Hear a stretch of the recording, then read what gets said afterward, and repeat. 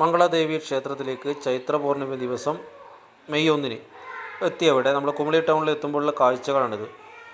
ഏകദേശം 3 മണിക്കൂർ ക്യൂ നിന്നാൽ മാത്രമേ ജീപ്പ് സഫാരി ഉണ്ടാവൂ. ആയതിനാൽ നടക്കാൻ തീരുമാനിച്ചു. അങ്ങോട്ടും ഇങ്ങോട്ടും നടന്നു. അങ്ങനെ നടത്താൻ തുടങ്ങി. രാവിലെ തന്നെ നടന്ന് കുറച്ച് മുന്നോട്ടെത്തുമ്പോൾ ധാരാളം ജീപ്പുകൾ അവിടെ ബ്ലോക്ക് ഇട്ട് കിടക്കുന്നത് കണ്ടു. നമുക്ക് അതിൻ്റെ വശങ്ങളിലൂടെ എത്തുമ്പോൾ നല്ലൊരു മനോഹരമായ പ്രദേശത്ത് എത്തപ്പെട്ടു. ഈ പ്രദേശം ഇപ്പോഴും നല്ല പച്ചപ്പുണ്ട്. ഒരു പക്ഷേ മറ്റ് ദിവസങ്ങളിൽ വന്യമൃഗങ്ങളുടെ വിഹാര കേന്ദ്രങ്ങളായി മാറുന്ന ഈ സ്ഥലങ്ങളാണ് ഇന്ന് ഒക്കെ ഒഴിഞ്ഞു കിടക്കുന്നത്. കാരണം ഇത്രയും ആളുകൾ ഇതിനകത്തേക്ക് കയറ്റുമ്പോൾ വന്യമൃഗങ്ങളൊക്കെ അവിടെ നിന്ന് ഓടിപ്പോവും. കാരണം അവരുടെ സ്വൈരവിഹാരത്തെ തടസ്സപ്പെടുത്തുന്നതായതുകൊണ്ട് അവയൊന്നും അവിടെ നിൽക്കാൻ സാധ്യതയില്ല.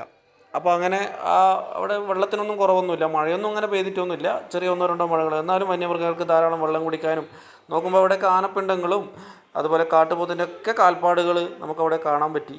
അങ്ങനെ കുറച്ചും കൂടി മുന്നോട്ട് നടന്നു. നല്ല വനപ്രദേശമാണ്. അത് ആസ്വദിച്ചുകൊണ്ട് പെരിയാർ ടൈഗർ റിസർവിനുള്ളിൽ നമ്മളിങ്ങനെ നടന്ന് പോവുകയാണ്. 13 കിലോമീറ്ററുകളോളം നടക്കാനുണ്ട്.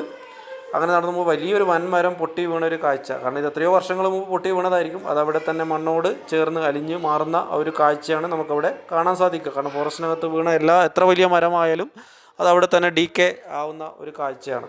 എന്തായാലും വനപ്രദേശങ്ങളുടെ കാഴ്ചകളൊക്കെ കണ്ട് അങ്ങനെ ട്രക്കിംഗ് പുരോഗമിക്കുകയാണ്. കയറി അങ്ങനെ മുകളിലോട്ട് നമ്മളിങ്ങനെ പോയിക്കൊണ്ടിരിക്കുകയാണ്.